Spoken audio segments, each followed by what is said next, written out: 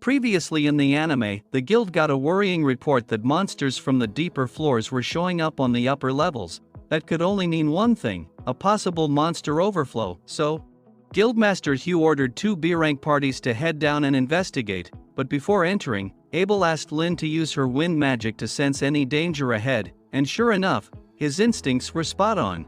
A massive horde of at least 1,000 goblins led by a goblin king was heading to the surface.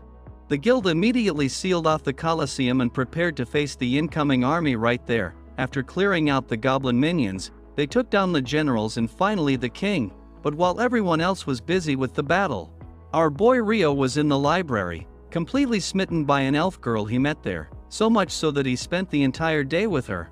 Then after the fight, the guild members relaxed and celebrated while Hugh was stuck cleaning up the mess. He knew the dungeon would have to be sealed for a month or so, but also suspected the Royal Academy researchers would still show up to cause trouble. Meanwhile, Rio heard from his friends about the battle he missed, with Nils praising Abel's heroic moves and Lynn's quick thinking that killed the Goblin King.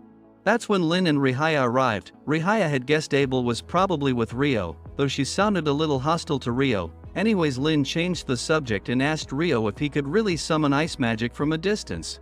Rio said yes, and his range was about 40 to 50 meters, which made Lynn think it might be an original spell with new type of incantation, but Rio shrugged it off, saying incantations and other magic rules were just personal preferences, so it's nothing special.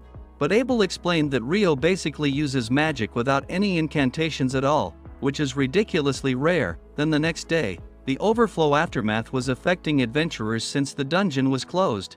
So the only available jobs were low-level collection quests that everyone was scrambling for, and luckily, Rio was in need of a rare ore for his alchemy. Normally, just a handful of that ore would cost around 500,000 florins, and that's about 50 gold coins, meaning Rio had serious money to spare, so he offered to hire them for a collection job in a nearby mine, and decided to pay 4 gold coins even if they failed, and 25 gold coins per ore if they succeeded. The deal was too good to refuse. Then later, when Rio got back to his room, he overheard a commotion going outside. Apparently a few arrogant royal knights were harassing a female adventurer, trying to force her to serve them drinks and in the bed tonight. She refused. And when another adventurer tried to help her, the knights started getting violent, but oddly, one of them kept collapsing to his knees. It's clearly due to some hidden interference, and that's when Phelps appeared. He was furious at the disgraceful behavior of the so-called royal knights. They didn't respect adventurers at all, so Phelps revealed his noble heritage. He was from the prestigious Heinlein family, and that shut them up quickly.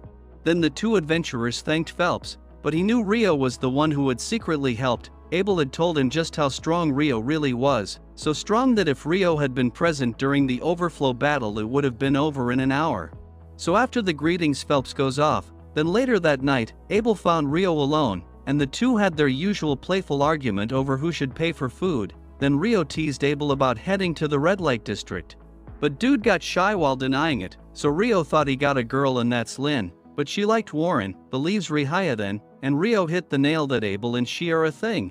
So Abel quickly changed the subject, saying he needed Rio's help investigating some corrupt royal knights who were ditching work to visit the red light district. While on the way, Rio noticed a shady group following them. Normally, traveling adventurers in town wouldn't be suspicious, but with the dungeon closed it was odd, so Abel and Rio lured them to a secluded spot, and just as they attacked them, both easily caught them. There they discovered this morons were from the Handalero kingdom, so they handed them over to the knights and left. Later, Phelps was attacked by the same lowlives seeking revenge, but his assistant killed them instantly with a poison dart and flame tornado, leaving nothing, not even ashes. After that, as Hugh predicted, the Royal Academy researchers soon arrived, demanding the dungeon be reopened and requesting food supplies and adventurer escorts.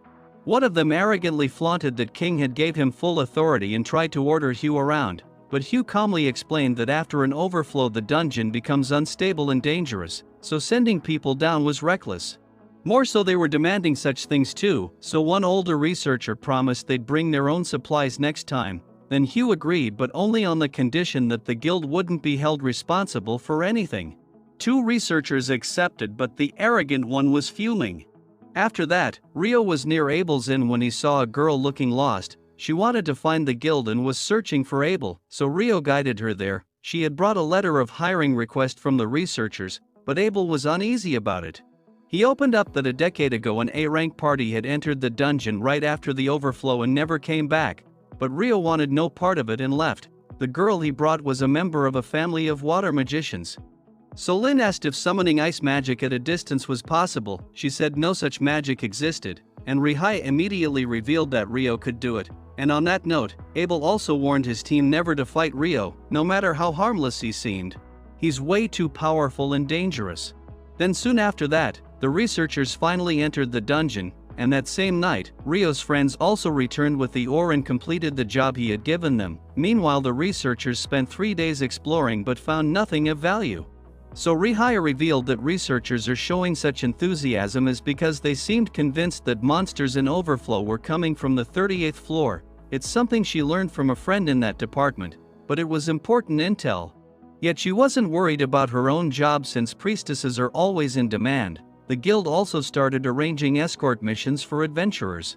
But Rio then asked Hugh about the magic stone they got from an overflow monster. Hugh said it was pale in color, which worried Rio for some reason. And inside the dungeon, research team eventually discovered a strange black gate. So when they touched it to record its mana reading with their detector, in the blink of an eye everyone present just vanished. But right there our episode 6 comes to an end, but stay tuned to watch the next episode with me, and for that, don't forget to subscribe or else you'll miss the new exciting episode recap, so till then take care.